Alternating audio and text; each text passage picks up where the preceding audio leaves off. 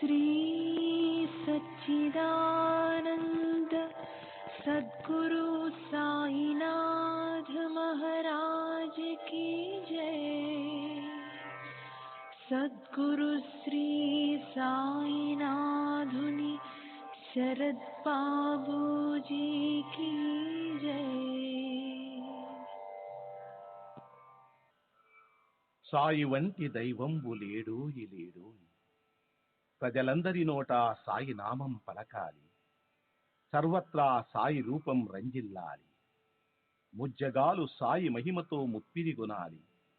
సాయి పదరవళులు మన హృదయ కుహరంలోని నిశ్శబ్ద నిషీధిలో ప్రతిధ్వనించాలి. ప్రణవనాద వీచికల్లా సాయి జ్ఞాన సౌరభాలు సర్వత్రా వ్యాపించాలి. ఆ సుజ్ఞాన సౌరభాల ఆస్వాదనలో మన మనసులు మత్తెక్కాలి. సాయి ప్రేమామృత ధారలు అంతటా నిరంతరం వర్షించాలి. ఆ ప్రేమామృత ధారలలో తడుస్తూ, ఆ జ్ఞాన సౌరభాల మత్తులో ఆనందంగా నర్తిస్తూ సాయి వంటి దైవంబు లేడోయి లేడోయి అని అందరూ ఏకకంఠంతో గానం చేయాలి. అదే నా ఆశ, ఆశయం, ఆకాంక్ష. అదొక మధుర స్వప్నం. ఆ స్వప్న సాఫల్యం కోసం శ్రీ సాయినాథుని అనన్య ప్రేమతో, ఆర్ద్రతతో ప్రార్థించటమే మనం చేయగలిగింది, చేయవలసింది. Shri Babuji.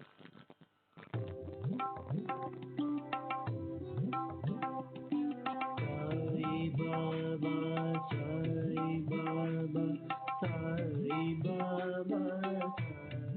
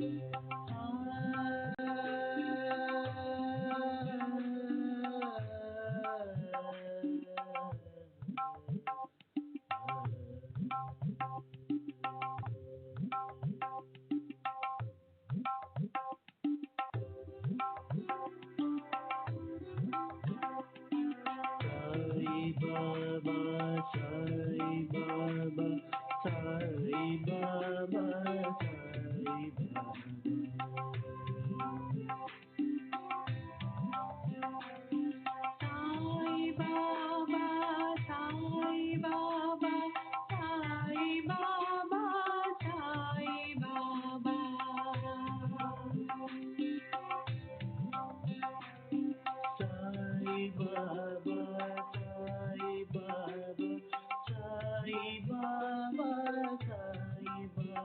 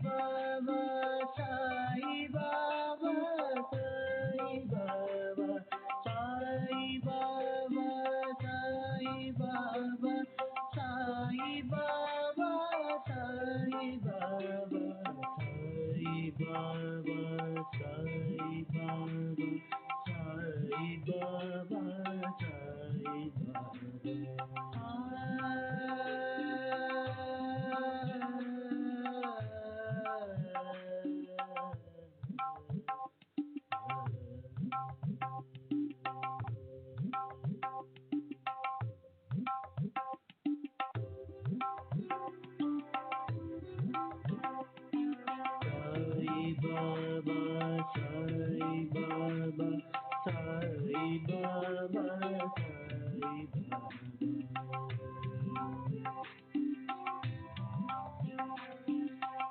Sai Baba, Sai Baba, Sai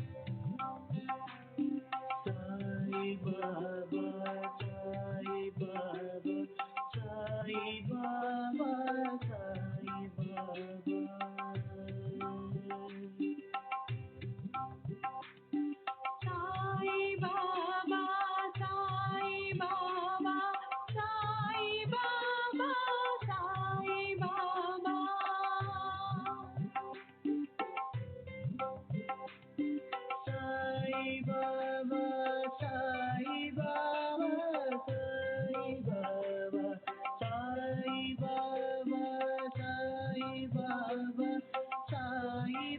Baba, Sai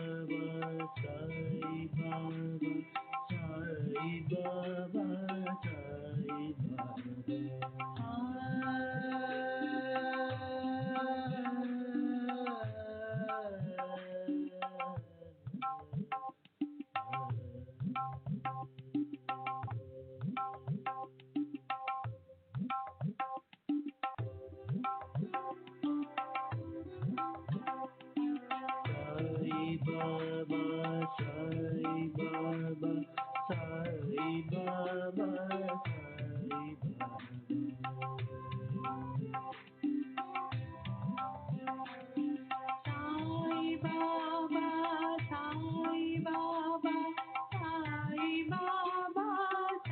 Sai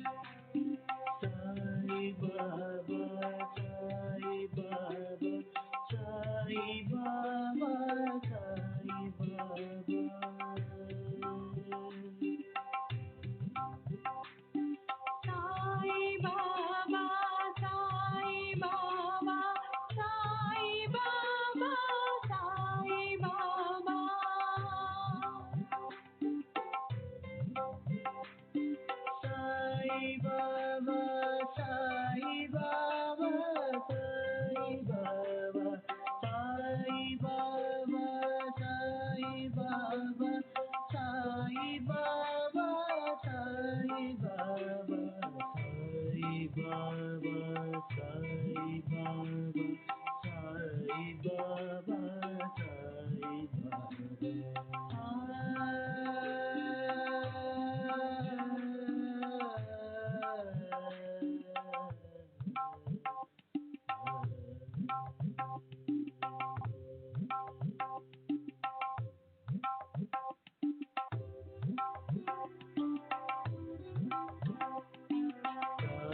Baba, Sai Baba,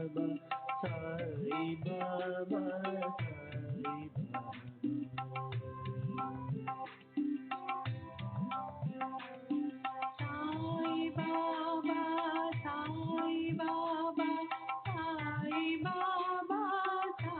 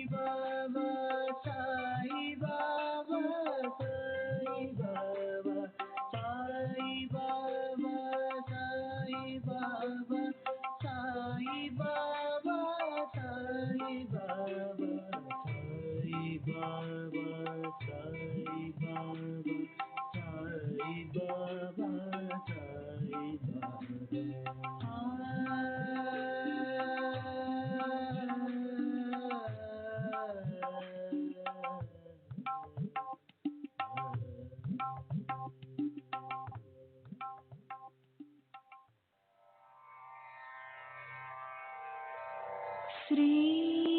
सच्चिदानंद सद्गुरु साईनाथ महाराज की जय। सद्गुरु श्री साईनाथुनि शरद बाबू जी की जय।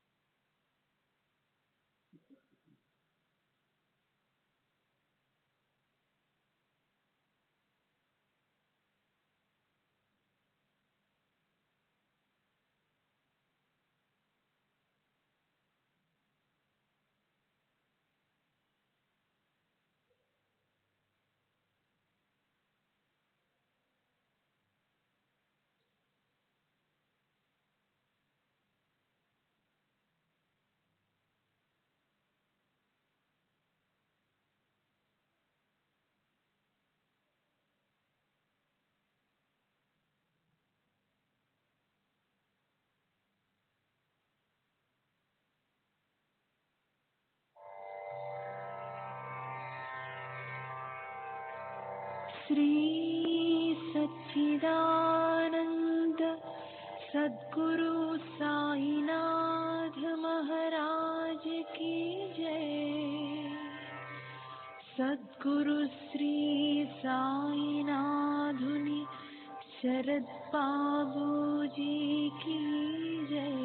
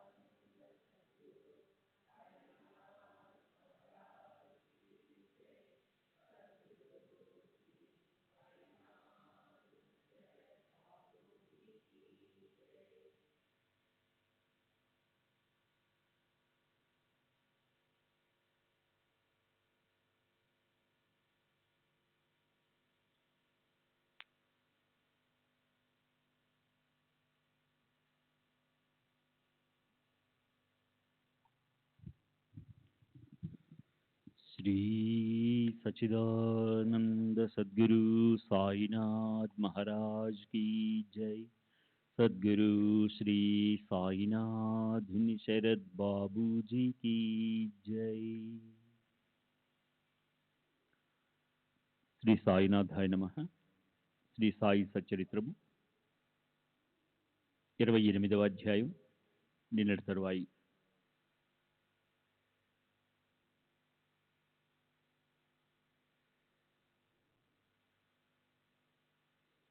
నానాసాహెబ్ ఇచ్చిన బాబా పెద్ద క్రొత్త పటాన్ని వాడాలో పెట్టి మేఘ భక్తిగా పూజించేవాడు. మసీదులో ప్రత్యక్షమూర్తిని, వాడాలో వారి ప్రతికృతి అయిన పటాన్ని, 2 స్థలాలలోనూ పూజను, ఆరతిని పగలు రాత్రి చేసేవాడు. ఇలా సాయి సేవలో 12 నెలలు గడవగా ఒక తెల్లవారుజామున మేఘ మెలకువగా ఉన్నప్పుడు అతనికి ఒక దృష్టాంతం కలిగింది. మేఘ ప్రక్క మీద కళ్ళు మూసుకొని మెలకువతో ఉండగా బాబా రూపాన్ని స్పష్టంగా చూశాడు. మేఘ మేలుకొని ఉండడం చూసిన బాబా అతని ప్రక్కపై అక్షతలను చల్లి మేఘ, త్రిశూలాన్ని గీరా అని చెప్పి అక్కడే మాయమయ్యారు. బాబా మాటలను విన్న మేఘ ఉత్సాహంగా కళ్ళు తెరిచి చూసేసరికి బాబా అంతర్ధానమయ్యారు. అతడు చాలా ఆశ్చర్యపోయాడు. అతడు నలుదిక్కులా చూడగా ప్రక్క పైన అక్షతలు అక్కడక్కడ పడున్నాయి. మరి ఇంటి తలుపులు మునుపటి వలె మూసే ఉన్నాయి. అతనికి ఏమీ అర్థం కాలేదు. వెంటనే మసీదుకి వెళ్ళి బాబా దర్శనం మేఘ చేసుకుని త్రిశూల దృష్టాంతాన్ని చెప్పి త్రిశూలాన్ని గీయడానికి వారి అనుమతిని కోరాడు. మేఘ అంతా చెప్పాక బాబా, ఏం దృష్టాంతం? త్రిశూలాన్ని గీయమని చెప్పిన నా మాటలను వినలేదా? ఒట్టి దృష్టాంతమని నా మాటలు నిజమా కాదా అని పరీక్షిస్తున్నావా? నా మాటలు అర్థభరితము, వాస్తవము, అక్షరమైనా వ్యర్థం కాదు అని అన్నారు. మీరు నన్ను మేలుకొలిపినట్లుగా నాకు అనిపించింది, కానీ ఒక్క తలుపైనా తెరిచలేదు, అందువల్ల నాకు అలా అనిపించింది అని మేఘ అన్నాడు. అతనితో బాబా అన్నది వినండి. నా ప్రవేశానికి ద్వారం అవసరం లేదు. నాకు ఆకారం లేదు, రూపం లేదు. నేను ఎల్లప్పుడూ ఎల్లెడలా ఉంటాను. నాపై భారం వేసి నన్ను నిరంతరం ధ్యానిస్తూ నాలో లీనమైన వారి శరీర వ్యాపారాలని సూత్రధారిని నేను నడిపిస్తాను అని చెప్పారు. తరువాతి విశేషం. త్రిశూలం యొక్క ప్రయోజనాన్ని శ్రోతలు శ్రద్ధగా వింటే దానికి సంబంధించిన విషయం స్పష్టమవుతుంది. మేఘ వెళ్లి త్రిశూలాన్ని గీయటం మొదలుపెట్టి వాడాలోని బాబా పటం వద్ద గోడపై ఎర్రటి రంగుతో గీశాడు. రెండో రోజే మసీదుకు పూణె నుండి ఒక భక్తుడు రామదాస్ వచ్చి భక్తిగా బాబాకు నమస్కరించి వారికి శివలింగాన్ని అర్పించాడు. ఇంతలో మేఘా కూడా అక్కడికి వచ్చి బాబాకు సాష్టాంగ నమస్కారం చేశాడు. బాబా అతనితో, ఇదిగో శంకరుడు వచ్చాడు, ఇక మీద ఇతనిని నీవు జాగ్రత్తగా చూసుకో అని చెప్పారు. త్రిశూలం గీయమని చెప్పిన దృష్టాంతం వెనుకే అకస్మాత్తుగా శివలింగం లభించగా మేఘ స్తబ్దుడయ్యాడు. లింగాన్ని తటస్థతో చూస్తూ ప్రేమతో గద్గదుడయ్యాడు. ఈ లింగం గురించి కాకాసాహెబ్ దీక్షిత్ కలిగిన మరో అపూర్వ అనుభవాన్ని శ్రోతలు వింటే సాయి చరణాలయందు విశ్వాసం కుదురుతుంది. మేఘ ఆ లింగాన్ని తీసుకుని మసీదు నుండి వెళ్ళాడు. వాడాలో దీక్షిత్ స్నానం చేసి నామస్మరణలో నిమగ్నుడయ్యాడు. శుభ్రమైన వస్త్రంతో శరీరాన్ని తుడుచుకుని రాతి బండపై నిల్చుని తువ్వాలను తలపై వేసుకుని సాయిని స్మరించుకుంటున్నాడు. నిత్య నియమానుసారం శిరోభాగాన్ని కప్పుకుని నామస్మరణ చేస్తుండగా అతనికి శివలింగ దర్శనమైంది. నామస్మరణలో ఉండగా ఇవాళ శివలింగ దర్శనం ఎందుకైంది అని దీక్షిత్ ఆశ్చర్యపడుతుండగా అతని ఎదుట ప్రసన్న వదనంతో మేఘా కనిపించాడు. కాకా, బాబా శివలింగాన్ని ఇచ్చారు చూడండి అంటూ చూపించాడు. ఆ విశేషమైన లింగాన్ని చూచి కాకాకు ఆశ్చర్య ఆనందాలు కలిగాయి. ఇంతకు ముందే తన ధ్యానంలో చూసిన రూపురేఖలు, ఆకార లక్షణాలు గల ఆ లింగాన్ని తక్షణం చూచి దీక్షిత్ సంతోషించాడు. అటు తర్వాత మేఘ త్రిశూలాన్ని గీచిన పెదప సాయిబాబా పటం వద్ద శివలింగ స్థాపనను బాబా చేయించారు. మేఘాకు శంకరుడి పూజ ప్రీతి గనక సాయిబాబా అతనికి శివలింగాన్ని ప్రదానం చేసి అతని భక్తిని ఎలా దృఢపరిచారు. అది వారి లీలా విశేషం. ఇటువంటి కథ ఒకట అంతులేని చెప్పవచ్చు, కానీ గ్రంథం విస్తారమైపోతుంది. శ్రోతలు క్షమించాలి. మీరు శ్రవణోత్సుకతతో ఉన్నారు కనుక తర్వాతి అధ్యాయంలో ఇంతకంటే అలౌకికమైనది సాయి యొక్క కౌశలాన్ని తెలిపే మరో కథ. హేమాడ్ సాయి శరణుదొచ్చి అందరి దురితాలను నివారించి భౌభయాన్ని హరింపజేసే సాయి చరిత్రను వినిపిస్తాడు. స్వస్తి శ్రీ సంతసజ్జని ప్రేరితము భక్త హేమాడ్ పంతు విరచితమైన శ్రీ సాయి సమర్థ సచ్చరిత్రంలో దృష్టాంత కథనమును 28వ అధ్యాయం సంపూర్ణం. శ్రీ సద్గురు సాయినాథ్ అర్పణమస్తు. శుభం భవతు. శ్రీ సాయి సచ్చరిత 29వ అధ్యాయం. ఈ అధ్యాయంలో కల్పనాతీతమైన బాబా మహిమను వినిపిస్తారని గత అధ్యాయంలో చెప్పాను. కథానుసంధానం ఒకటే. క్రీస్తు శకం 1916 సంవత్సరంలో బాబా యొక్క అద్భుత లీలలను విని వారి దర్శనార్థం ఒక భజన మండలి షిరిడికి వచ్చింది. వారు యాత్రికులు. మద్రాసు ప్రాంతంలో బాబా కీర్తిని విని కాశీ యాత్రకు వెడుతూ మార్గంలో షిరిడిలో దిగారు. సాయిబాబా గొప్ప సత్పురుషులు, ధీరులు, ఉదారులు, కృపామూర్తి. యాత్రికులకు బాగా డబ్బు పంచిపెడతారు. దమ్మిడీలకు దుగ్గానికి లెక్కే లేదు. పావులాలను, అర్ధ రూపాయలను వర్షంలా కురిపిస్తారు. ఒకరికి 10, ఒకరికి 20, మరొకరికి 50 అలా ఇస్తుంటారు. పండుగ పబ్బాలలోనో లేక విశేష పర్వదినాలలోనో కాదు, ప్రతిరోజు అదే విధంగా సంతోషంగా పంచిపెడతారు. వారి వద్దకు వినోదాలు చేసేవారు, పాముల వాళ్ళు వచ్చి నాట్యం చేస్తారు. గాయకులు గానం చేస్తారు. భట్రాజులు స్తుతి చేస్తారు. తమాషాలు గారడీ చేసేవారు సలాములు చేస్తారు. హరిభక్తులు వచ్చి భజన చేస్తారు. సాయి మహారాజు అలా ఉదారంగా దాన ధర్మాలు విరివిగా చేస్తారని వారి కీర్తిని కర్ణాకర్ణిగా విని మద్రాసు వారికి సాయి దర్శనాభిలాష కలిగింది. బాబా మనసుకు తోస్తే బాటసారులకు, ప్రయాణికులకు కూడా డబ్బు పంచేవారు. కరుణామయులైన సాయినాథులు దీనులను, దుర్బలులను చక్కగా పరామర్శించేవారు. భజన బృందంలో ఒక పురుషుడు, 3 స్త్రీలు, అంతా కలిసి 4. అంటే పురుషుడు, అతని పత్ని, మరదలు, అతని కుమార్తె అందరూ సాయిబాబా దర్శనాభిలాష కలవారు. బాబాను సందర్శించి సంతుష్టులయ్యారు. రోజు నియమంగా బాబా వద్ద భక్తిగా భజన చేసేవారు. వారు రామదాసి సంప్రదాయం వారు. అత్యంత ఉత్సాహంగాను ఉల్లాసంగాను భజన చేసేవారు. బాబా తమకు తోచినప్పుడు వారికి ₹1 ₹1/2 ఇచ్చేవారు. ఒక్కోసారి బర్ఫీ మిఠాయిలను ఇచ్చేవారు. మరోసారి రిక్తహస్తాలతోనే పంపేవారు. వారి ఈ పద్ధతి ఇలాగే ఉండేది. కానీ ఇదే పద్ధతి నిశ్చయంగా ఉండేది కాదు. వారు డబ్బును పంచేవారు. ఇది వాస్తవమే. ఇందులో ఏం అసత్యం లేదు. కానీ అందరికీ ఇచ్చేవారు కాదు. వారి మనసులో ఏముండేదో ఎవరికీ తెలిసేది కాదు. ఫకీరులు, బిచ్చగాళ్ళు బాబా ద్వారం వద్దకు ఎప్పుడూ వస్తుండేవారు. బాబా గొప్ప కరుణామయులే. అయినా అందరికీ ధర్మం చేసేవారు కాదు. ఆ భాగ్యాన్ని పొందే గడియ వచ్చిన వారికే ఆ సత్పురుషుని హస్తస్పర్శను పొందిన ద్రవ్యం లభించేది. ఈ విషయంలో శ్రోతలను సంతృష్టిపరిచే ఒక వృత్తాంతాన్ని మనవి చేసి ముందుకు సాగుతాను. ఉదయం పలహారాన్ని సేవించిన తర్వాత బాబా మసీదులో దుని సన్నిధిలో స్తంభం వద్ద కూర్చుని ఉండగా ఆమని అక్కడికి వచ్చేది. ఆ పిల్లకు 3 ఏళ్లు. బట్టలు లేకుండా సమయానికి సరిగ్గా చేతిలో రేకు డబ్బా పుచ్చుకుని తల్లి జమిలి వెంట గబగబా వచ్చేది. ఆమని బాబా ఒడిలో కూర్చుని బాబా చేతికి డబ్బానిచ్చి బాబా చేతిని పట్టుకుని బాబా రూపాయి అనేది. బాబాకు పిల్లలంటే చాలా ప్రీతి. ఆ పిల్ల కూడా ముద్దుగా అందంగా ఉండేది. బాబా ఆ పిల్లను ముద్దు పెట్టుకుని చేత్తో నిమురుతూ పొట్టకు అదేం పట్టుకునేవారు.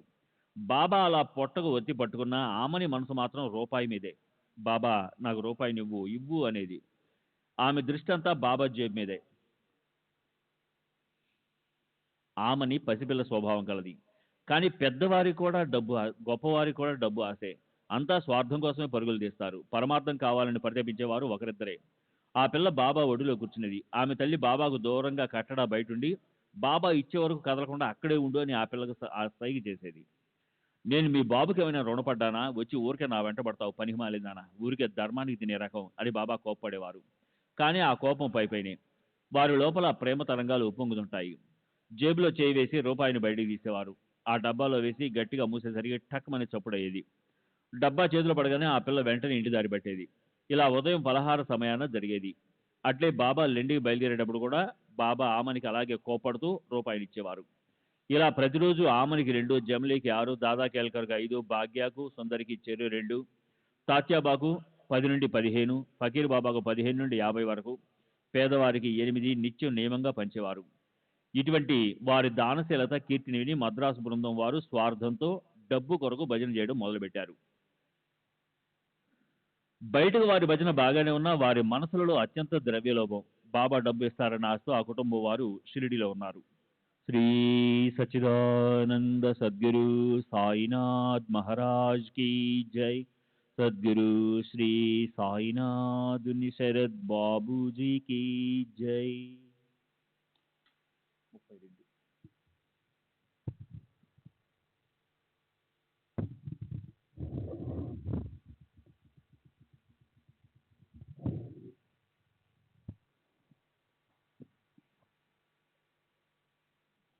వారిలో ముగ్గురికి బాబా చాలా డబ్బు ఇవ్వాలని ఆశ. కానీ ఒక స్త్రీకి మాత్రం సాయి పాదాల యందు భక్తి ఉంది. మేఘాలను చూచి ఆనందంగా నాట్యం చేసే నెమలి వలె, చంద్రుని చూచి ఆనందించే చకోరం వలె ఆమెకు బాబా యందు గౌరవాధారాలు. ఆమె యొక్క భక్తి భావాన్ని కని కరుణామూర్తి అయిన సాయిబాబా ఒకరోజు మధ్యాహ్నం హారతి సమయంలో ఆమెకు శ్రీరాముని రూపంలో దర్శనమిచ్చారు. ఇతరులకంతా సాయినాథులు. ఆ స్త్రీ దృష్టికి బాబా జానకి వల్లభుని వలె కనిపించగా ఆమె కళ్ళ నుండి అశ్రువులు జలజల రాలాయి. అది చూచి జనులు ఆశ్చర్యపడ్డారు. 2 చేతులతో తాళాలు వాయిస్తూ కళ్ళ నుండి అశ్రువులను కారుస్తుంటే ఆ అపూర్వ దృశ్యాన్ని చూచి భక్తులు విస్మితులయ్యారు. ఇటువంటి దృశ్యాన్ని చూచి ఈమెకు ఇంతటి ప్రేమ ఎలా కలిగింది, ఈమెకు మాత్రమే ఇంత ఆనందం ఎలా కలిగింది అని వారి మనసుల్లో జిజ్ఞాస కలిగింది. తర్వాత సాయంత్రం తన భర్తకు ఆమె సాయి యొక్క అద్భుత లీలను, వారు తనకు కలిగించిన శ్రీరామ దర్శనం విశేషాన్ని తానంతట తానే ఆనందంతో తెలియజేసింది. నీలోత్పలాల దళ శ్యాముడు భక్త కామ కల్ప ద్రముమైన భరతాగ్రజుడు సీతా మనోభిరాముడైన దశరథరాముడు నాకు కనిపించాడు. కిరీటి కుండల మండితుడు, వరమాల విరాజితుడు, పీతాంబరీధారి చతుర్భుజుడైన జానకీనాథుడు నాకు కనిపించాడు. శంఖ చక్ర గదాధరుడు శ్రీ వత్సలాంఛన కౌస్తభహారాలతో శోభిల్లి పురుషోత్తముడైన పరాత్పరుని మనోహర రూపాన్ని నేను చూచాను. మానవ రూపాన్ని ధరించిన ఆ సామాన్య లీలావతారి అయిన ధనుర్ధారి జానకి ప్రాణనాథుడైన శ్రీరాముడు నాకు కనిపించాడు. పైకి పకీర్ని వలె కనిపించిన ఇంటింటా భిక్షాన్ని అడుక్కుంటున్న మనోహరుడైన జానకి ప్రాణనాథుడు ధనుర్ధారి శ్రీరాముడుగా కనిపించాడు.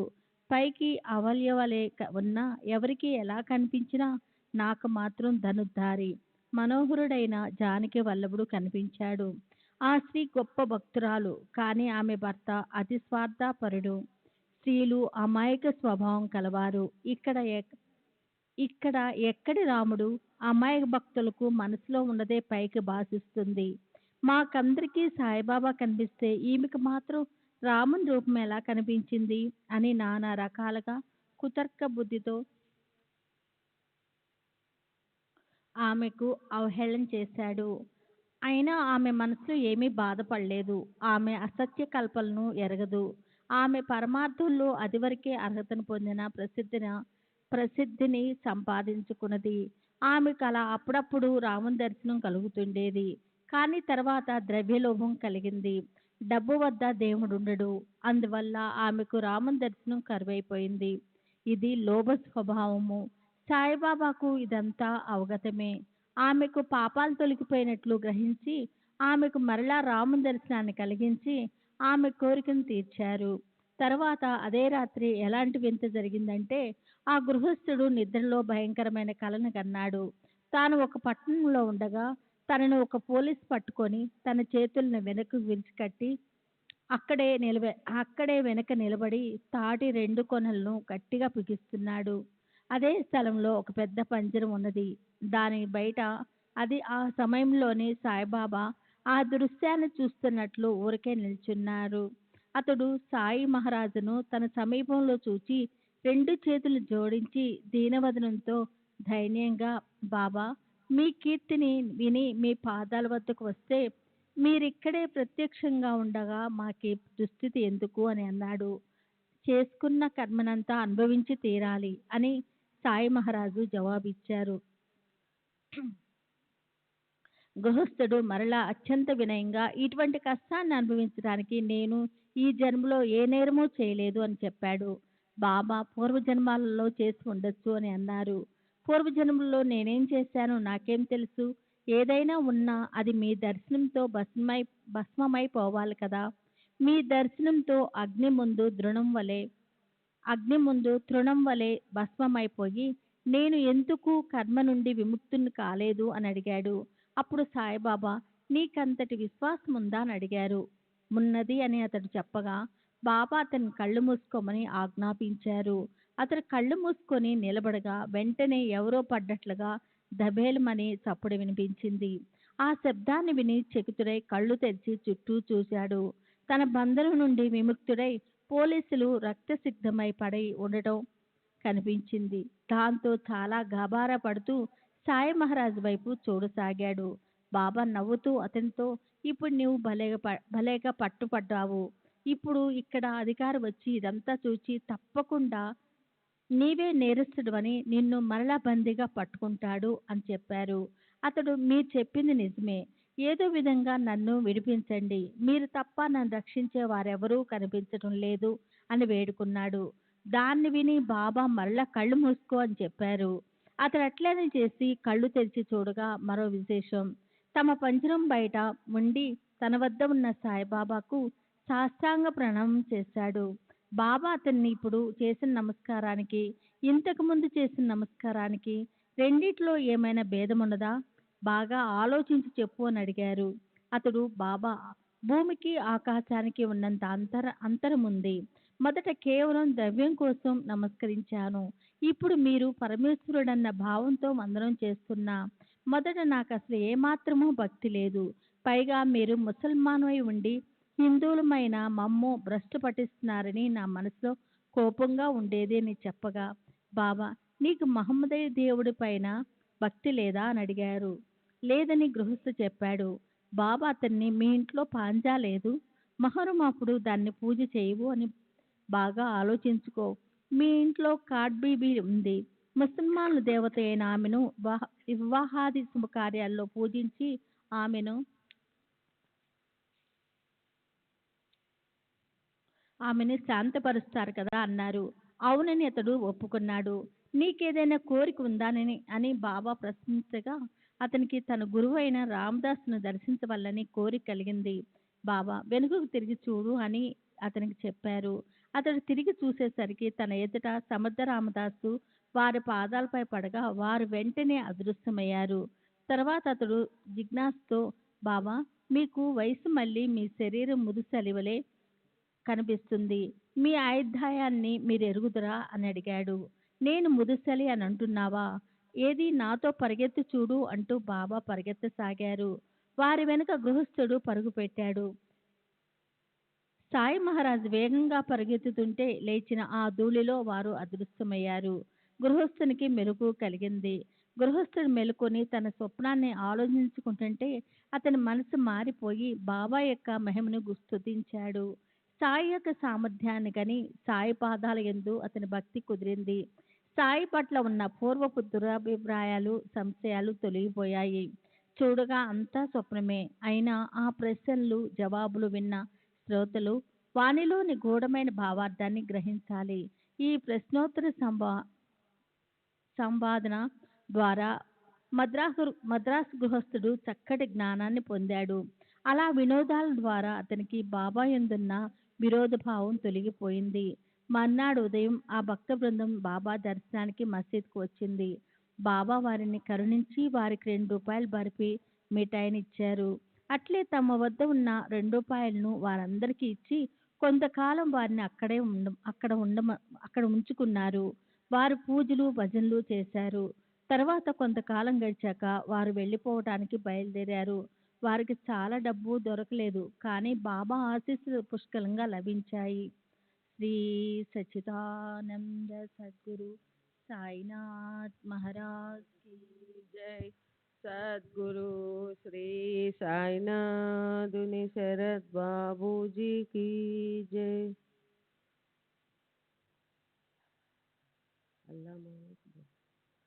अल्लाह मालिक बहुत देगा, अल्लाह तुम्हारा अच्छा करेगा. అల్లా మీకు చాలా ఇస్తాడు, మీకు శుభం కలుగు చేస్తాడు అని అన్నారు. ఆ ఆశీర్వచనాలే వారికి మార్గంలో అహర్నిశలు ఉపయోగపడ్డాయి.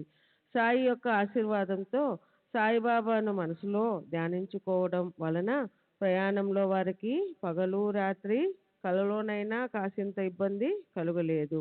బాబా ఆశీర్వాద ఫలితంగా వారి యాత్ర ఏ లోటు లేక సుఖంగా సాగి వారు ఏ బాధలు పడకుండా ఇంటికి చేరుకున్నారు. వారు సంకల్పించిన యాత్రలే కాక అనేక ఇతర యాత్రలు కూడా చేశారు. అందరికీ అనుపమానమైన ఆనందం కలిగింది. సాయిబాబా యొక్క వచనాలలోని అమోఘమైన శక్తిని వర్ణించారు. అంతేకాదు అల్లా అచ్చా కరేగా, అల్లా మంచి చేస్తాడు అన్న సాయి సత్పురుషుని ఆశీర్వచనం అక్షర సత్యమై వారి మనోభీష్టం నెరవేరింది. ఈ విధంగా తీర్థయాత్రలకు బయలుదేరిన మద్రాసు బృందం సదాచార సంపన్నులు, సాత్వికులుగా మారి భగవద్భక్తులైనారు. వారిని బాబా ముక్తులను చేశారు. ఇటువంటి మరొక రసభరితమైన కథను చెప్తాను, వినండి. శ్రద్ధగా భక్తిభావంతో శ్రవణం చేస్తే శ్రోతలకు ఆశ్చర్యం కలుగుతుంది. పరమదయాలువు భక్తులకు కల్పవృక్షమైన సాయిబాబా ప్రేమతో ఏ విధంగా భక్తుల కోరికలను ఎల్లప్పుడూ తీరుస్తారో వినండి. ఠానా జిల్లాలోని బాంద్రా పట్టణంలో ఉన్న రఘునాథరావు టెండూల్కర్ అను ఒక భక్త శ్రేష్ఠుడు, ధీరుడు, నిశిత బుద్ధి కల పండితుడు, ఎప్పుడూ ఆనందంగా ఉండే గొప్ప ప్రేమ గలవాడు. సాయిబాబా చరణ కమలాల వద్ద లభించే జ్ఞాన మకరందాన్ని ఆస్వాదించాలన్న అభిలాషతో వారి పాదాల వద్ద చేరాడు. సాయి నామాన్ని అఖండంగా జపించేవాడు. అతడు సాయి లీలలను భజనామాల అను పుస్తకంలో వర్ణించాడు. వానిని భక్తితో పఠించిన వారికి అడుగడుగున సాయియే కనిపిస్తారు.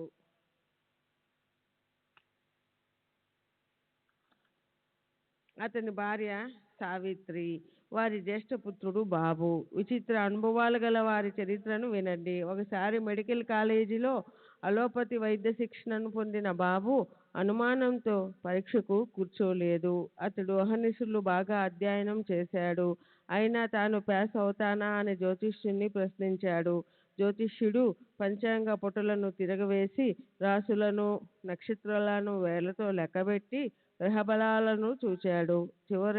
చివర బాబుతో, నువ్వు బాగా పరిశ్రమ చేశావు, కానీ ఈ సంవత్సరం గ్రహబలం లేదు. వచ్చే ఏడు నీకు శుభప్రదం. నీవు నిస్సందేహంగా పరీక్ష ప్యాసు అవుతావు అని చెప్పాడు. ఈ మాట విని విద్యార్థికి ధైర్యం సడలిపోయి భయం కలిగింది. తన శ్రమంతా వ్యర్థమయ్యేలా ఉంటే ఇక పరీక్షకు వెళ్ళి ఏం ప్రయోజనం అని అనుకున్నాడు. తర్వాత ఆ విద్యార్థి తల్లి త్వరలోనే షిరిడీకి వెళ్ళింది. ఆమె బాబా చరణాలకు నమస్కరించగా కుశల సమాచారాల ప్రస్తావన సాగింది. అప్పుడు ఆమె బాబాతో దీనంగా, అబ్బాయి గ్రహాలు అనుకూలంగా ఉంటే పరీక్ష రాసేవాడు, కానీ జ్యోతిష్యుడు జాతకం చూచి ఈ ఏడు ఆ యోగం లేదన్నాడు. అందువలన అబ్బాయి బాగా చదివి కూడా పరీక్ష వ్రాయనంటున్నాడు. బాబా, ఈ గ్రహదశ ఏమిటి? ఇప్పుడు మాకి నిరాశ ఎందుకు? ఈ ఏడు ఈ పరీక్ష పాస్ అయిపోతాడనే అందరం చాలా ఆశపడ్డాం అని చెప్పింది. ఆమె మాటలను విని బాబా జాతక పత్రికలను చుట్టచుట్టి స్వస్థ చిత్తంతో ధైర్యంగా పరీక్షకు వెళ్ళమని, నా మాట వినమని బాబుకు చెప్పు. ఎవరి సలహాలను పాటించవద్దు, జాతకాన్ని చూడవద్దు, జ్యోతిషుని మాటలు విశ్వసించవద్దు, చక్కగా చదువుకోమని చెప్పు. అబ్బాయి తప్పక నెగ్గి కీర్తిని పొందుతాడు. వెళ్ళి నిశ్చింతగా పరీక్ష వ్రాయమని, నిరాశ పడవద్దని, నా యందు విశ్వాసం ఉంచమని చెప్పు. బాబా అనుమతిని తీసుకుని ఆ తల్లి ఊరికి తిరిగి వెళ్ళింది.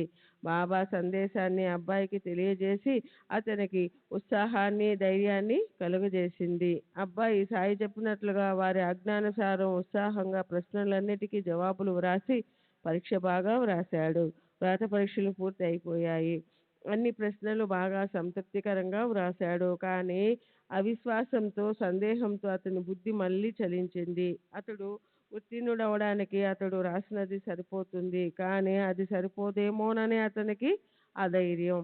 వాస్తవానికి వ్రాత పరీక్షల్లో పాస్ అయినా అవలేదని అతనికి అనిపించి ఉదాసీనతతో మౌఖిక అంటే నోటి పరీక్షకు వెళ్ళలేదు. మౌఖిక పరీక్ష ఆరంభమైన మొదటి రోజు గడిచిపోయింది. రెండవ రోజు బాబు భోజనం చేస్తూ ఉండగా ఒక స్నేహితుడు వచ్చాడు. ఇదేమి ఆశ్చర్యం, పరీక్షకునికి నీ గురించి చింత, టెండూల్కర్ ఎందుకు రాలేదు, ఇప్పుడు వెళ్ళి కనుక్కొనిరా అన్నారు. రాత పరీక్షలో పాసు కాకపోవడం వలన మౌఖిక పరీక్షకు వెళ్ళే శ్రమ ఎందుకని నిరుత్సాహంగా ఇంట్లోనే కూర్చున్నాడు అని నేను స్పష్టంగా చెప్పాను. అప్పుడు అతడు వ్రాత పరీక్షలో పాస్ అయినట్లుగా ఆ సంతోష వార్త అతనికి అందజేసి, నీవు అతనిని ఉన్నపలంగా వెంటబెట్టుకొని రా అని చెప్పాడు అని అనగా బాబుకు కలిగిన ఆనందం అడగాల. సాయి మహారాజును స్మరించుకొని ఒక్క క్షణమైన ఆలస్యం చేయకుండా ఉత్సాహంగా పరుగులు తీశాడు. అలా పరీక్ష పాస్ కావాలన్న అతని కోరికను తీర్చి సాయిబాబా అతనికి తమ యందు దృఢమైన విశ్వాసం కుదిరేలా చేశారు. తిరుగలి పిడిని ఊపి గట్టిగా కొట్టి బిగించే విధంగా గురు పాదాలలో నిష్ఠా విషయం కూడా అట్లే సాయిబాబా ఊపి నిష్ఠ దృఢంగా నాటుకునేలా చేస్తారు. వారు ఎవరికైనా ఎప్పుడైనా ఏదైనా చెప్తే అది భక్తుల మనసులకు తట్టకుండా ఉండేది కాదు. ఆ రీతిగా నిత్యం బాబా అనుభవాలతో నిష్ఠను దృఢపరిచేవారు. వారు తెలిపిన మార్గంలో పోతూ ఉంటే మొదట సుఖంగానే ఉంటుంది, కానీ తర్వాత ఆ దారిలోని ముళ్ళ పొదల కారణంగా నలుదిక్కుల ముళ్ళే ముళ్ళు. అప్పుడు నిష్ఠ సడలుతుంది. బాబా ఇటువంటి అడ్డదారిలో ఎందుకు తీసుకొని వచ్చారా అని మనసులో సంశయం కలుగుతుంది. కానీ ఇలా అనిపించేటప్పుడు దృఢమైన శ్రద్ధ కలిగి ఉండాలి. ఈ కష్టాలు మనకు ప్రత్యక్షంగా పరీక్ష గీటురాళ్ళు. వీని వలననే మనసులో శ్రద్ధ దృఢంగా నాటుకుంటుంది. కష్టాలను లెక్క చేయకుండా వానిని ఎదుర్కొంటూ అనంతరం సాయి నామస్మరణ చేస్తే సకల కష్టాలు తొలగిపోతాయి. ఇది నామం యొక్క ప్రచండ శక్తి. ఈ అంతరాయాలు అంటే కష్టాల వల్ల కలిగే ప్రయోజనం ఇదే. ఆ కష్టాలే మన మనసులో సాయిని నెలకొల్పుతాయి. అప్పుడే సాయి స్మరణ జరుగుతుంది. కష్టాలు ఉపశమించడం కూడా అప్పుడే. అబ్బాయి తండ్రి అత్యంత ప్రేమమయుడు, ధీరుడు, ఉదారుడు, సత్యశీలుడు, బాబా భక్తుడు. అతని శరీరం నీరసించిపోయింది. అతడు ముంబైలోని ప్రసిద్ధమైన విదేశీ వ్యాపార సంస్థలో శ్రద్ధగా విశ్వాసంతో ఉద్యోగం చేశాడు. వృద్ధాప్యం వలన కళ్ళు సరిగా కనిపించకుండా పోయినాయి. ఇంద్రియాలు తమ తమ పనులు చేయలేక నీరసించిపోయినాయి. దాంతో అతడు ప్రశాంతమైన విశ్రాంతిని కోరుకున్నాడు. పనిచేయడానికి శరీరంలో శక్తి మిగల్లేదు. అందువల్ల రఘునాథరావు తన ఆరోగ్యాన్ని బాగు చేసుకోవడానికి సెలవు తీసుకుని సుఖంగా విశ్రాంతిని తీసుకున్నాడు. సెలవు అంతా అయిపోయినా అతనికి పూర్తిగా విశ్రాంతి లభించలేదు. అందువల్ల మరలా ఇంకా సెలవు కావాలని ప్రార్థిస్తూ దరఖాస్తు పెట్టుకున్నాడు. దానిని చూచి దయాలు అయిన సంస్థలోని పై అధికారి అంతా తెలుసుకొని కోరుకున్న సెలవును సిఫారసు చేశాడు. విశ్వాసంతో చేసిన అతని సేవకు మెచ్చి ఉదారుడైన యజమాని శేష జీవితాన్ని గడపడానికి జీతంలో సగభాగాన్ని పెన్షన్గా ఇచ్చాడు. ఇది ప్రభుత్వ పద్ధతి. నమ్మకమైన ఉద్యోగస్తుల ఉత్సాహాన్ని బలపరచడానికి మంచి సంస్థలు కూడా ఈ పద్ధతిని అవలంబిస్తాయి. శ్రీ సచ్చిదానంద సద్గురు సాయినాథ్ మహారాజ్ की जय. सद्गुरु श्री साईनाथुनि शरद बाबूजी की जय. నేను ఉద్యోగం మానివేస్తే మా యజమాని మాకు పెన్షన్ ఇస్తారా అని రఘునాథరావు చింతించసాగాడు. నా జీతం మొత్తం 150 రూపాయలు. ఇకపై 75 రూపాయల పెన్షన్ డబ్బు పైన ఖర్చుల భారం పడుతుంది అని మనసులో ఆలోచించేవాడు.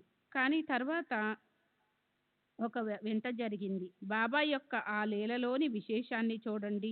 మొదట రఘునాథరావు భార్యతో వారి హితం కోసం బాబా ముచ్చటించిన కౌతుకాన్ని వినండి. పెన్షను ఆర్డర్ అందడానికి 15 రోజులు సమయం ఉండగా బాబా ఆమె కలలో 100 రూపాయలు ఇవ్వాలని నా ఇచ్చ. నీ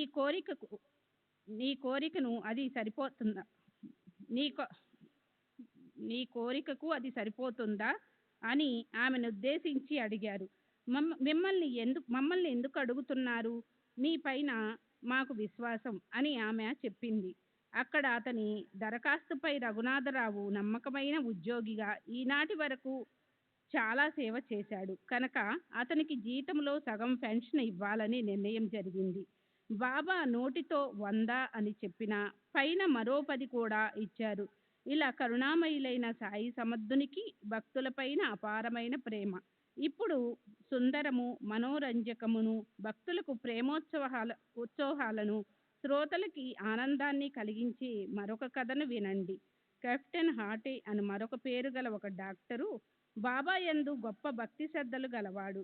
ఒక తెల్లవారుజామున బాబా అతనికి స్వప్నములో దర్శనమిచ్చిన అందమైన కథ. హాటే గ్వాలియర్ లో బాబాను స్వప్నంలో చూచాడు. బాబా అతనికి స్వప్నంలో దర్శనమిచ్చిన అందమైన కథ. హాటే గ్వాలియర్లో బాబాను స్వప్నంలో చూచాడు. అప్పుడు బాబా ప్రశ్నలోని కౌశలాన్ని హాటే ఇచ్చిన జవాబును గమనించండి. నన్ను మర్చిపోయావా అని బాబా ప్రశ్నించగా హాటే వెంటనే వారి చరణాలను పట్టుకొని, బిడ్డ తల్లిని మరిచిపోతే ఇక వారికి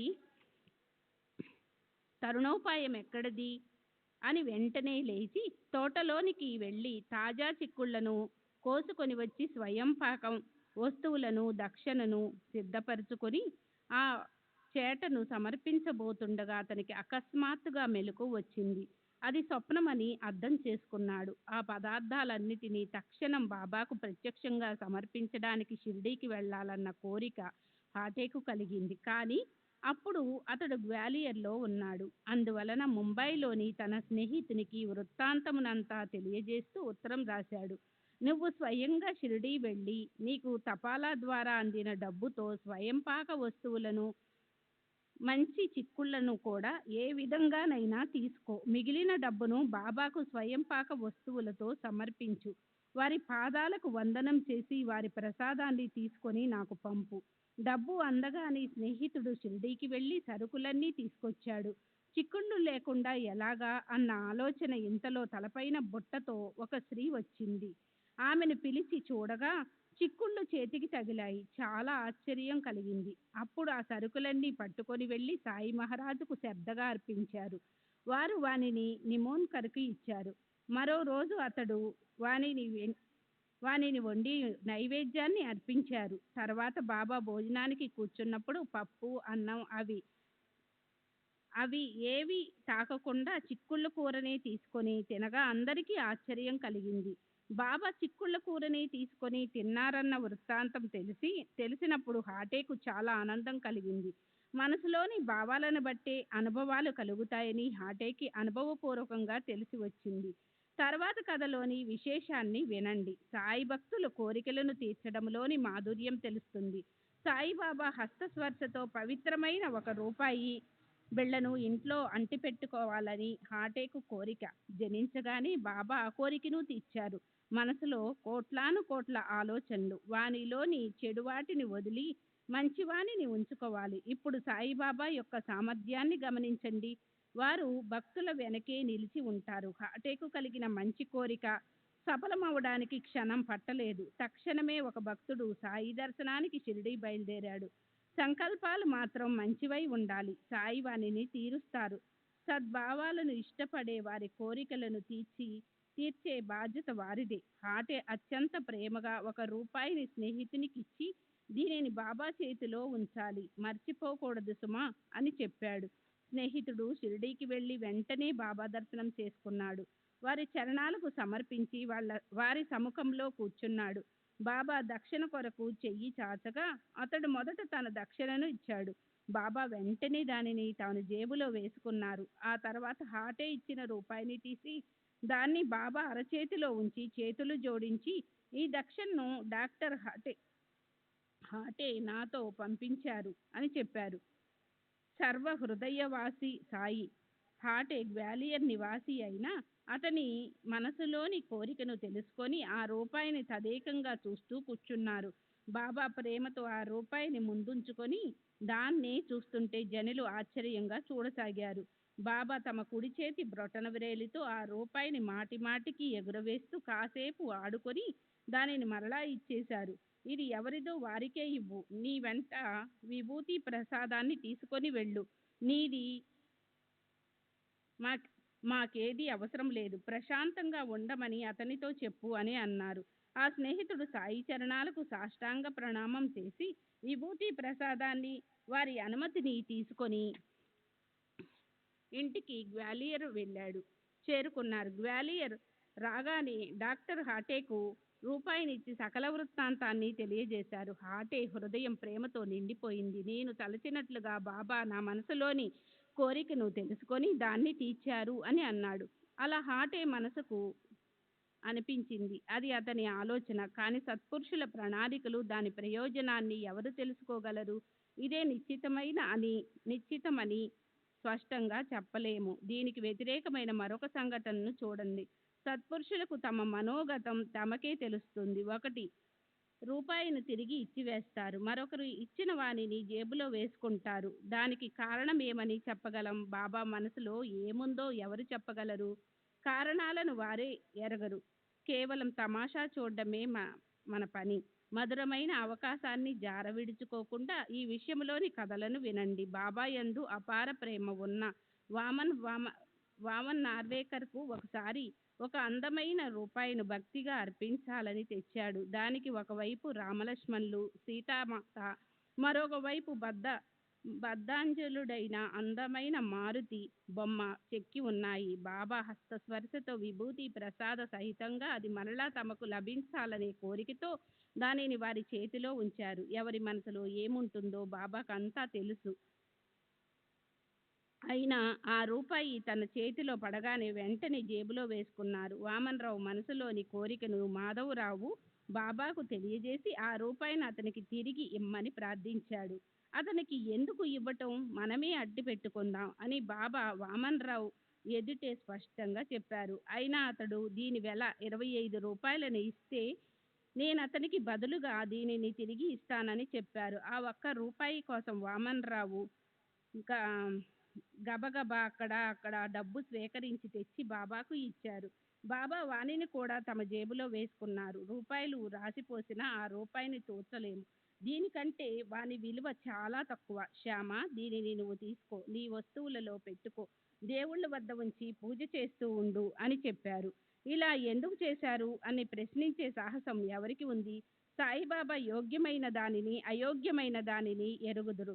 ఇవ్వటానికి తీసుకోవటానికి వారు సమర్థులు. ఇప్పుడు ఈ కథ ముగించి శ్రోతల మనసులకు విశ్రాంతిని కలిగిస్తాను. దాని వలన శ్రవణం చేసిన దానిని మననం మరియు నిధిధ్యాస చేయడానికి అవకాశం కలుగుతుంది. శ్రవణం చేసిన దానిని మననం చెయ్యకపోతే అది వంట పట్టదు. అట్లే నిధిధ్యాస చెయ్యకపోతే ఆ శ్రవణం నిష్ప్రయోజనమవుతుంది. హేమంత్ పంత్ సాయి శరణజొచ్చి వారి పాదాలపై మస్తకాన్ని ఉంచుతున్నాడు. ఇది సకల సాధనలో సాధనం. తర్వాతి కథనం తర్వాత. స్వస్తి శ్రీ సంత సజ్జన ప్రేరితము భక్త హేమంత్ పంత్ విరచితము అయిన శ్రీ సాయి సమర్థ సచ్చరిత్రలో స్వప్న కథనమను 29వ అధ్యాయం సంపూర్ణం. శ్రీ సద్గురు సాయినాథార్పణమస్తు. శుభం భవతు. సద్గురు సాయినాథ్ మహారాజ్ శరత్ బాబూజీ కీ జై. శ్రీ సాయి సచరిత్రము 30వ అధ్యాయం. శ్రీ గణేశాయ నమః. శ్రీ సరస్వతై నమః. శ్రీ గురుభ్యో నమః. శ్రీ కులదేవతాయ నమః. శ్రీ సీతారామచంద్రభ్యాయ నమః. శ్రీ సద్గురు సాయినాథాయ నమః. ఓం నమో సాయి దయామయ భక్తవత్సల కరుణాలయ. మీ దర్శన మాత్రంతో భక్తుల భవభయాన్ని తొలగించి వారి ఆపదలను నశింపచేస్తారు. ఓ సత్పురుష చూడామణి సాయినాథ, మొదట నిర్గుణంగా ఉన్న మీరు భక్తుల భావసూత్రంతో కట్టుబడి సగుణ సాకార రూపంలో వచ్చారు. తమ భక్తులను ఉద్ధరించడం సత్పురుషులకు తప్పనిసరి. మీరు సత్పురుషుల బృందానికి ఆచార్యులు గనక మీకు భక్త ఉద్ధరణ అనివార్యము. మీ చరణద్వయాన్ని ఆశ్రయించిన వారి సకల కల్మషాలు నశించిపోయి పూర్వజన్మ సంస్కారాలు ఉదయించి వారి మార్గం నిర్భయం నిష్కటకం అవుతుంది. మీ పాదాలను తలవంచుకొని గొప్ప గొప్ప తీర్థక్షేత్రాల నుండి బ్రాహ్మణులు వచ్చి గాయత్రి పునశ్చరణ పురాణం గ్రంథపఠనం చేస్తారు. అల్పశక్తులము సంస్కారహీనులము అయిన మేము భక్తిని ఏం తెలుసుకోగలం? మమ్ము అందరూ వదిలేసిన సాయిబాబా వదిలిపెట్టరు. వారి అనుగ్రహాన్ని పొందినవారు అత్యంత మహాశక్తిని పొందుతారు. ఆత్మానాత్మ వివేక సంపత్తిని జ్ఞానప్రాప్తిని కూడా పొందుతారు. సాయి నోటి నుండి వెలువడిన వచనాలను వినాలన్న కుతూహలంతో భక్తజనులు వెర్రివారై వారి మాటలను మనసులో పదిలపరుచుకొని విశ్వాసంతో వానిని అనుభవపూర్వకంగా గ్రహిస్తారు. జనులు వెర్రివారై వారి మాటలను మనసులో పదిలపరుచుకొని విశ్వాసంతో వారిని అనుభవపూర్వకంగా గ్రహిస్తారు. తమ భక్తుల మనోభిష్టాలు సాయినాథునికి పూర్తిగా తెలుసు. వారిని తీర్చే సమర్థులు కూడా వారే. కనుకనే వారు భక్తులు కృతార్థులవుతారు. సాయినాథ, పరుగు పరుగున రండి. మీ చరణాలయందు మస్తకాన్ని ఉంచుతున్నాను. నా సర్వాపరాధాలను మన్నించి ఈ దాసుని చింతను నివారించండి. ఇలా కష్టాలలో ఉన్న భక్తులు సాయినాథుని స్మరిస్తే వారి దుఃఖపూరిత మనసులకు శాంతిని ప్రసాదించేది వారు ఒక్కరే. ఇటువంటి దయాసాగరులైన సాయి నన్ను అనుగ్రహించారు. ఆ కారణంగానే మంగళకరమైన ఈ గ్రంథం పాఠకులకు లభ్యమైంది. లేకపోతే నాకెక్కడి అర్హత? ఈ కార్యభారాన్ని ఎవరు తలపై వేసుకొనగలరు? వారి కార్యాన్ని వారే చేసుకున్నప్పుడు నాపై భారం ఎక్కడిది? నా వాణిని ప్రకాశింపచేసేవారు, నా అజ్ఞానంధకారాన్ని నశింపచేసి జ్ఞానదీపకులైన సమర్థులు ఉండగా నేను ఎందుకు సందేహించాలి? దయామయులైన ఆ ప్రభువుపైన విశ్వాసం వలననే నాకు అనుమాత్రమైన శ్రమ అనిపించకుండా నా కోరిక తీరింది. ఈ గ్రంథము వారి కృపాప్రసాదం. ఈ గ్రంథ రూపంలో సత్పురుషుని సేవను నా యొక్క పూర్వజన్మల పుణ్య సంశయం. సాయిదేవా, ఈ సేవను చక్కగా చేయించుకున్నారు. ఈ భాగ్యం వలన నేను ధన్యున్నయ్యాను. గతాధ్యాయంలో సాయి దయామయులు అనేక రకాల దృష్టాంతాలతో భక్తులకు ఏ విధంగా జ్ఞానాన్ని బోధిస్తారు అన్న విషయాన్ని శ్రవణం చేశారు. ఇప్పుడు ఈ ప్రస్తుత అధ్యాయంలో మధురము ఆనందదాయకమైన ఒక సప్తశృంగీదేవి ఉపాసకుని కథను వినండి. దేవీ దేవతలు తమ భక్తులను సత్పురుషుల స్వాధీనం చేయటం ఒక చమత్కారం. దీనిని శ్రద్ధగా అవలోకించండి. సాయి మహారాజు కథలు అనేకం, ఒకటి కంటే ఒకటి అద్భుతం. శ్రవణ యోగ్యమైన ఈ కథను శ్రద్ధగా వినండి. ఇది కథ కాదు, అమృతపానం. దీని వలన మనసుకు శాంతి లభిస్తుంది. సాయి యొక్క సర్వవ్యాపకత్వము మరియు వారి మహిమ తెలుస్తుంది. సంశయించే వారికి, తర్కవాదులకు ఈ విషయాలు నచ్చవు. ఇక్కడ వాదోపవాదాలు కాదు, నిరవధికమైన ప్రేమ అవసరం. వినేవారు జ్ఞానులై భక్తిభావంతో ఉండాలి మరియు శ్రద్ధాశీలురు, నిష్ఠావంతులు లేదా సాధువులను ఆదరించేవారై ఉండాలి. ఇతరులకిది కట్టుకథ. ఈ సాయి లీల కల్పతరువు, నిర్వికల్ప ఫలపుష్పాలను కలిగి ఉంది. భాగ్యవంతులైన భక్తులే ఈ పుష్పాలను ఫలాలను గ్రహించగలరు. భక్తులారా వినండి. పరమ పావనమైన ఈ కథ పరమార్థాన్ని కోరేవారికి మోక్షాన్ని ప్రసాదిస్తుంది. ఇది సకల సాధనాలలో ముఖ్యమైంది, అందరికీ శుభప్రదమైంది. జడజీవులను సహజంగా ఉద్ధరించే ఈ సాయి కథామృత పానం లౌకిక మనసులకు శాంతిని కలగజేస్తుంది. ముముక్షులకు ఇది మోక్ష సాధనం. ఒక కథను ఆలోచిస్తుంటే కల్పనాతీతమైన మరో కథ స్ఫురిస్తుంది. అందువలన హేమాడు శ్రోతలను శ్రవణానికి వినయంగా ఆహ్వానిస్తున్నాడు. ఇలా ఒక్కో కథ చెప్తుంటే సాయి యొక్క లీలలోని రసాస్వాదన పెంపొందుతుంది. ప్రాపంచిక కష్టాలలో ఉన్నవారికి శాంతి లభిస్తుంది. ఇది ఏ సాయి యొక్క సమర్థత. నాసిక్ జిల్లాలోని వని అనే గ్రామంలో కాకాజీ వైద్య అనే ఒక వ్యక్తి అక్కడ దేవి వద్ద పూజారిగా ఉంటుండేవాడు. ఆ దేవి సప్తశృంగి దేవి. ఆ పూజారి మనస్సు స్థిరంగా లేదు. ప్రాపంచిక విషయాలలో చిక్కుకొని అనేక రకాల కష్టాలతో బాధపడుతుండేవాడు. కాలచక్ర భ్రమణంలో మనసు సుడిగుండం వలె గిరగిరా తిరుగుతుంది. శరీరం కూడా అటు ఇటు పరిగెత్తుతుంది. ఒక్క క్షణమైనా శాంతి లభించదు. కాకాజీ చాలా దుఃఖితుడై తన బాధను తొలగించుకోవడానికి దేవాలయంలోనికి వెళ్ళి దేవుని కరుణించమని వేడుకున్నాడు. అతడలా భక్తిభావంతో ప్రార్థించగా దేవి అతని భక్తికి ప్రసన్నురాలై అదే రాత్రి అతనికి దృష్టాంతాన్నిచ్చిన వివరాన్ని శ్రోతలు వినండి. దేవి సప్తశృంగి మాత కాకాజీ స్వప్నంలో నీవు బాబా వద్దకు వెళ్ళు, మనసు కుదుట పడుతుంది అని చెప్పింది. ఈ బాబా ఎవరు, ఎక్కడివాడో దేవి స్పష్టంగా తెలియజేస్తుందని కాకా ఉత్సాహంతో కళ్ళు తెరిచాడు. తక్షణం స్వప్నం మాయమయ్యింది. అతని జిజ్ఞాస తీరలేదు. దేవి చెప్పిన బాబా ఎవరై ఉంటారని కాకాజీ ఆలోచించసాగాడు. బాబా అంటే త్రయంబకేశ్వరుడేమో అయి ఉండవచ్చు అని కాకాజీ బాగా నిర్ధారణ చేసుకొని వెంటనే బయలుదేరి వెళ్ళి త్రయంబకేశ్వరుని దర్శనం చేసుకున్నాడు. కానీ అతని మనసులోని అశాంతి దూరం కాలేదు. కాకాజీ 10 రోజులు త్రయంబకేశ్వరంలోనే ఉన్నాడు. కానీ చివరి వరకు ఉదాసీనతే గాని అతనికి ఉత్సాహం కలగనేలేదు. మనసులోని క్షుబ్ధత చాంచల్యం తగ్గనేలేదు. అతని చింత తగ్గలేదు సరికదా. రోజు రోజుకు ఉద్విగ్నత అధికమవగా కాకాజీ వెనుకకు బయలుదేరాడు. నిత్యం పాతకాల స్నానం చేసి లింగంపై సంతత ధారతో అభిషేకం చేసి రుద్రావర్తన చేసేవాడు. అయినా అతని అంతరంగంలో అశాంతి. మరలా దేవి వద్దకు పోయి, అమ్మా, నన్ను త్రయంబకేశ్వరానికి ఎందుకు పంపావు? ఇకనైనా నా మనస్సును స్థిరపరచు. ఈ రాకపోకలు లేకుండా చేయి తల్లి అని అత్యంత దీనంగా దేవిని వేడుకున్నాడు.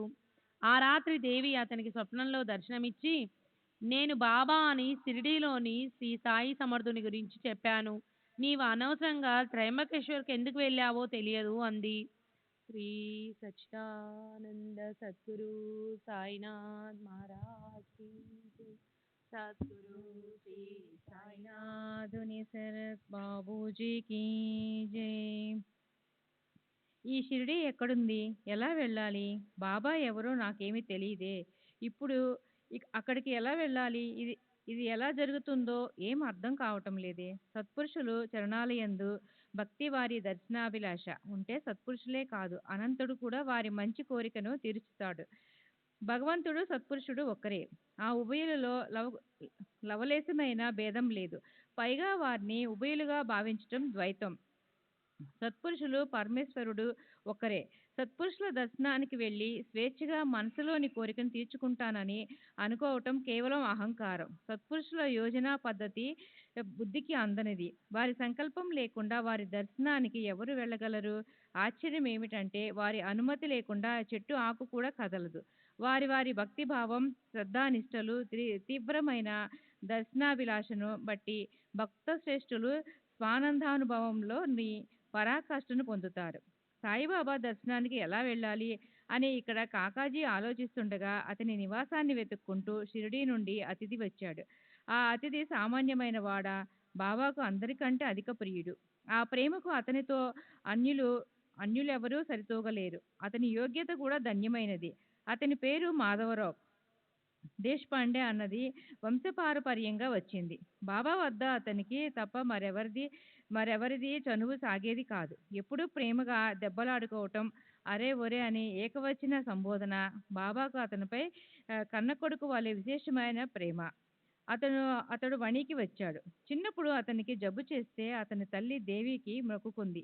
తల్లి, ఈ బాలుణ్ణి నీ ఒడిలో వేస్తున్నా. వీడిని చంపినా బ్రతికించినా నీవే. నా బిడ్డ బాగైతే నీ దర్శనానికి తీసుకుని వస్తాను అని మొక్కుకోగానే బాలుడు బాగయ్యాడు. మన పని పూర్తి కాగానే వైద్యుణ్ణి గాని దేవుణ్ణి గాని మర్చిపోతాం. మొక్కు కష్టకాలంలోనే గుర్తుంటుంది. మొక్కును తీర్చకపోతే అది భయానికి కారణమవుతుంది. ఎన్నో రోజులు మాసాలు సంవత్సరాలు గడిచిపోయాయి. మొక్కును మర్చిపోయింది. చివరకు ఆ తల్లి తన అంతిమ సమయంలో మాధవరావుతో చాలా సంవత్సరాల నుండి ఉన్న మొక్కు ఇంతవరకు తీర్చలేదు. ఇంకా ఆలస్యం చేయటం మంచిది కాదు. నీవు దేవి దర్శనానికి వెళ్ళు అని చెప్పింది. అంతేకాక ఆమె 2 స్తనాల్లో తామర వచ్చి చాలా బాధపడింది. భరించలేని ఆ బాధను సహించలేక దేవికి మరొక మొక్కును మొక్కుకుంది. తల్లి, నీకు నమస్కరిస్తున్నా. ఈ యాతన నుండి నన్ను రక్షిస్తే 2 వెండి స్తనాలను నీకు సమర్పిస్తాను అని. ఈ మొక్కును కూడా తీర్చాలి అనుకుంటూనే తీర్చలేకపోయింది. దేహావసాన సమయంలో ఇది కూడా గుర్తుకు వచ్చింది. ఈ మొక్కును కూడా కొడుకుకు గుర్తు చేసి మొక్కులు తీరుస్తానని అతని వద్ద మాట తీసుకొని ఆ తల్లి ఏ కోరికలు లేక హరిచరణాల్లో లీనమైపోయింది.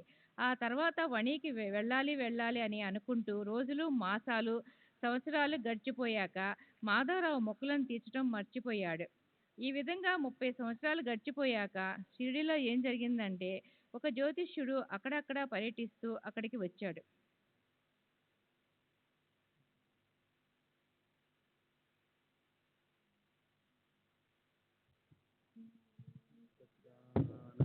सद्गुरु साईनाथ महाराज की जय.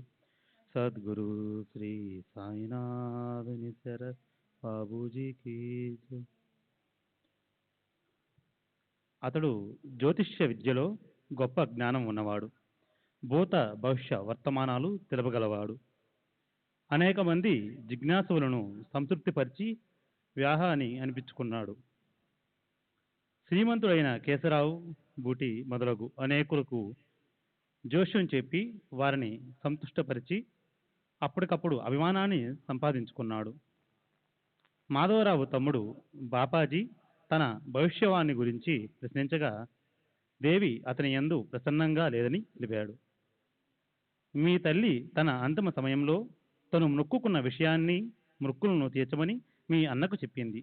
వానిని ఈనాటి వరకు తీర్చనందున దేవి బాధను కలిగిస్తూ ఉంది అని చెప్పాడు.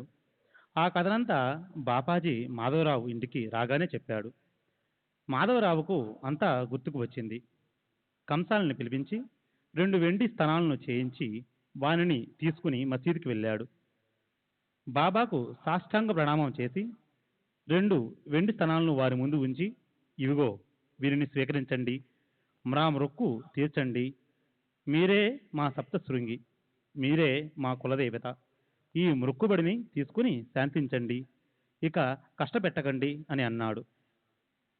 బాబా సప్తశృంగి మందిరానికి వెళ్ళి ఈ స్తనాలను నీ చేతులతో ఆమె చరణాల వద్ద అర్పించు అని జవాబు చెప్పారు. అలా బాబా బలవంత పెట్టగా మాధవరావు కూడా అట్లే తోచి ఇల్లు వదిలి దేవి దర్శనానికి వెళ్ళాలని నిశ్చయించుకున్నాడు. బాబా దర్శనానికి వెళ్ళి శుభాశిస్సులను, విభూది ప్రసాదాన్ని, వారి అనుమతిని తీసుకుని బయలుదేరాడు. సప్తశృంగి చేరుకుని వారి తెగకు చెందిన పూజారికై వెరగసాగాడు. దైవశాత్తు ఏ శ్రమ లేకుండానే కాకాజీ ఇంట్లోనే దొరికాడు. కాకాజీ మనస్సులో అతి త్వరగా బాబా దర్శనం చేసుకోవాలని ఉత్సుకత. సరిగ్గా అప్పుడే మాధవరావు వచ్చి కలవడం ఇది సామాన్య విషయమా?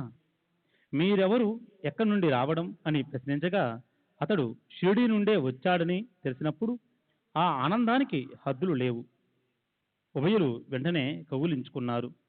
ఇద్దరు ప్రసన్న చిత్తులై సాయలీలను చెప్పుకున్నారు. మృక్కుబడి కార్యం పూర్తి కాగానే కాకాజీ షిరిడీ బయలుదేరాడు. తలవని తలంపుగా మాధవరావు వంటి మంచి సహవాసం లభించడంతో కాకాజీ చాలా ఆనందించాడు. షిరిడీ మార్గాన్ని నిరీక్షించసాగాడు. మృక్కు త్వరగా తిరిగిపోగానే ఆ ఇద్దరు పరమోత్సాహంతో, పరమ ప్రీతితో సాయి దర్శనానికి బయలుదేరారు. మనస్సులోని ప్రేమ ఉన్నట్లే గబగబా గోదావరి తీరాన్ని చేరుకున్నారు. ఆ సమీపంలోనే షిరిడీ ఉంది. కాకాజీ బాబా పాదాలకు వందనం చేసి కన్నీటితో వారిని కడిగాడు. సాయి సందర్శనంతో సంతుష్టుడైన కాక మనస్సు ప్రసన్నమైంది. దేవి యొక్క దృష్టాంతం ఎవరి కోసం సంభవించిందో ఆ సాయి సమర్థుని కల్లారా చూచి కాకాజీ యథార్థమైన సుఖాన్ని పొందాడు. అతని మనోభిష్టం తీరింది. ఆ విధంగా కాకాజీ సుఖ సంపన్నుడయ్యాడు. సాయి దర్శనంతో, సేవతో అతని చిత్తం ప్రసన్నమైంది. బాబా కురిపించిన కృపతో అతని మనస్సులోని చింత నిజంగా తొలగిపోయింది. అతని మనోచాంచల్యం మాయమైపోయింది. దాంతో విస్మితుడయ్యాడు. ఇది ఇటువంటి విలక్షణమైన లీల అని తనను తానే ప్రశ్నించుకున్నాడు. ప్రవచనాలు లేవు, ప్రశ్నలు సమాధానాలు లేవు, ఆశీర్వచనాలు లేవు. కేవలం దర్శనంతోనే సుఖం కలిగింది. చంచలమైన నా చిత్తవృత్తికి కేవలం దర్శనంతో నివృత్తి అయ్యింది. అలౌకికమైన సుఖం ప్రాప్తించింది.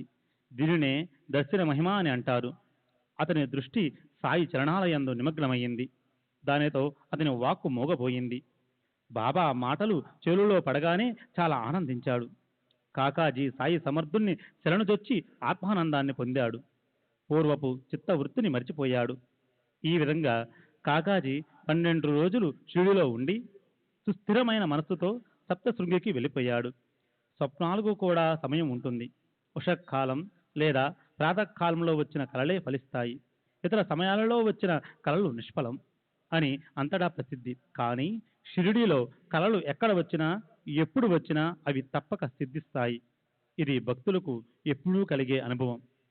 ఈ విషయంలోని చిన్న వృత్తాంతాన్ని శ్రోతలకు మనవి చేస్తాను. వారి మనసులకు కౌతుకం కలుగుతుంది. శ్రవణంలో ఉల్లాసం అధికమవుతుంది. ఒకరోజు మధ్యాహ్నం బాబా దీక్షతో టాంగా తీసుకుని కహతాకు వెళ్ళి కుశాల బావును వెంట పెట్టుకునిరా, చాలా రోజులుగా నిన్ను కలవాలనుకొని కోరికగా ఉండడం వలన బాబా నిన్ను పిలువనంపారు అని చెప్పారు. వారికి పాదాభివందనం చేసి వారి ఆజ్ఞానుసారం దీక్షిత్తు టాంగా తీసుకుని వెళ్ళాడు. కుశాలబాబు వెంటనే కలిశాడు. దీక్షిత్ తను వచ్చిన విషయం చెప్పాడు. బాబా యొక్క సందేశాన్ని విని కుశాల్ బాబుకు అమితాశ్చర్యం కలిగింది. నేను ఇప్పుడే నిద్ర నుండి లేచాను. నిద్రలో కూడా నాకు ఇదే బాబా ఆజ్ఞ. ఇప్పుడే మధ్యాహ్నం నేను భోజనం చేసి ప్రక్క మీద విశ్రమిస్తుండగా కళ్ళు మూతలు పడ్డాయి. కలలో బాబా ఇదే చెప్పారు, వెంటనే షిరిడీకి ఇప్పుడే బయలుదేరు అని. రావాలని నాకు కూడా చాలా కోరికగా ఉంది, కానీ ఏం చెయ్యను. గుర్రాలు ఇక్కడ లేవు. ఇది వారికి తెలుపడానికి మా అబ్బాయిని పంపాను. అబ్బాయి గ్రామ సరిహద్దుల వరకు వెళ్ళాడో లేదో మీ టాంగా వచ్చింది అని చెప్పాడు. దీక్షిత్ అతనితో వినోదంగా, అందుకేగా మరి నన్ను పంపారు. ఇప్పుడు మీరు వచ్చేట్లయితే బయట టాంగా బండి సిద్ధంగా ఉంది అన్నాడు. అతడు దీక్షిత్ వెంట ఆనందంగా షిరిడీ వచ్చాడు. తాత్పర్యం, కుశాల్ బాబును కలుసుకొని బాబా యొక్క మనోభిష్టం తీరింది. బాబా యొక్క ఆ లీలను గని కుశాల్ బాబు గద్గుడయ్యాడు. ఒకసారి రామ్లాల్ అను పేరు గల ఒక పంజాబీ బ్రాహ్మణుడు ముంబైలో ఉంటుండగా బాబా అతనికి స్వప్నంలో దర్శనమిచ్చారు. ఆకాశం, వాయు, రవి, వరుణాది దేవతల అనుగ్రహ ప్రభావంతో బాహ్యంలోని అంతరంగంలోని విషయాలను తెలుసుకునే జ్ఞానం జాగ్రత్తావస్థ. శ్రీ సచిదానంద సద్గురు సాయినాథ్ మహారాజ్ కీ జై.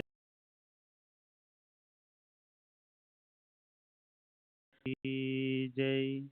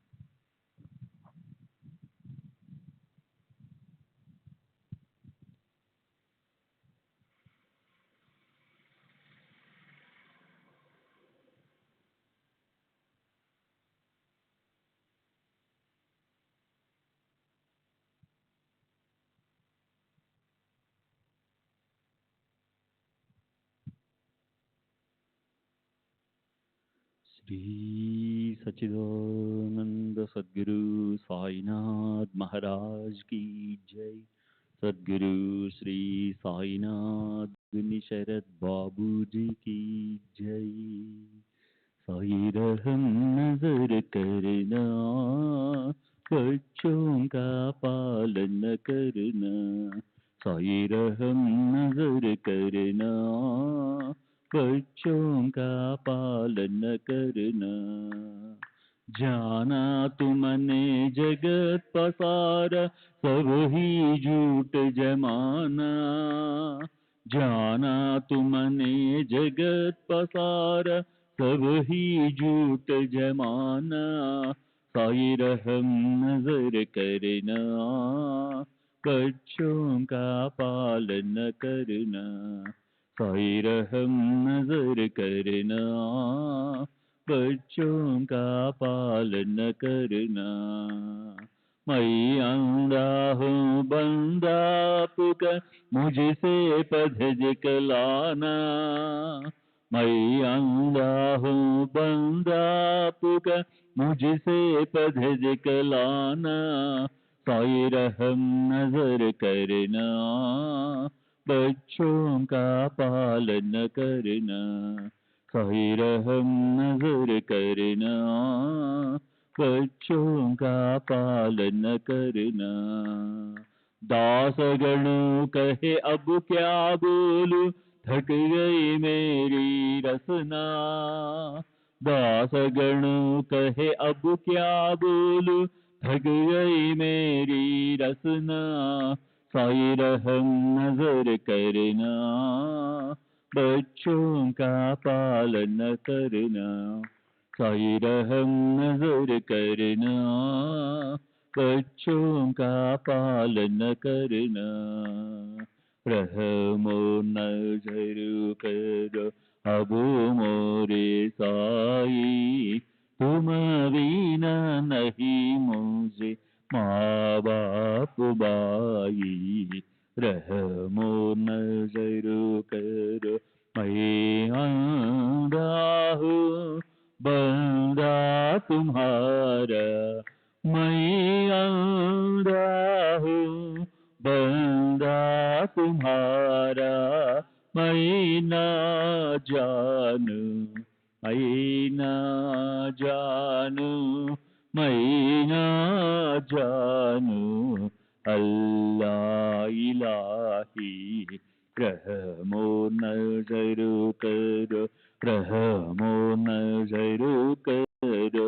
अब मोरे साई तुम बिना नहीं मुझे माँ बाप भाई, रहमो नजर करो। खाली जमाना मैंने गमाया, खाली जमाना मैंने गमाया। साथी आखिर का, साथी आखिर का, साथी आखिर का तुम बिना कोई, रहमो नजर करो, रहमो नजर करो। अब मोरे साई तुम बिना नहीं मुझे माँ बाप भाई, रहमो नजर करो। अपने मस्जिद का झाड़ू गणो है, अपने मस्जिद का झाड़ू गणो है। मालिक हमारे, मालिक हमारे, मालिक हमारे तुम बाबा साई, रहमो नजर करो, रहमो नजर करो। अब मोरे साई तुम बिना नहीं मुझे माँ बाप भाई, रहमो नजर करो। श्री सच्चिदानंद सद्गुरु साईनाथ महाराज की जय। सद्गुरु श्री साईनाथ निशरद बाबू जी की जय।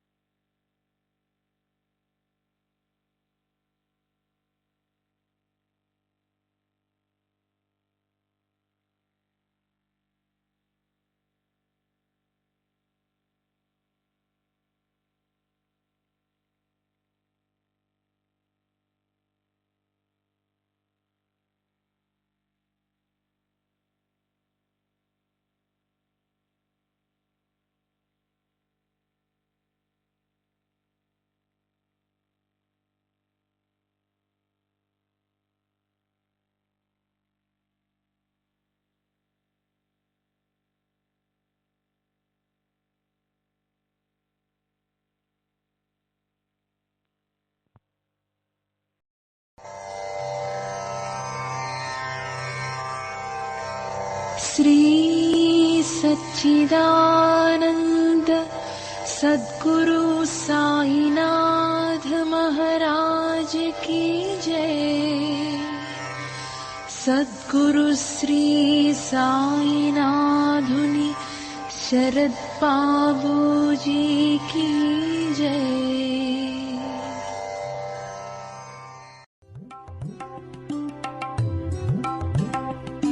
साई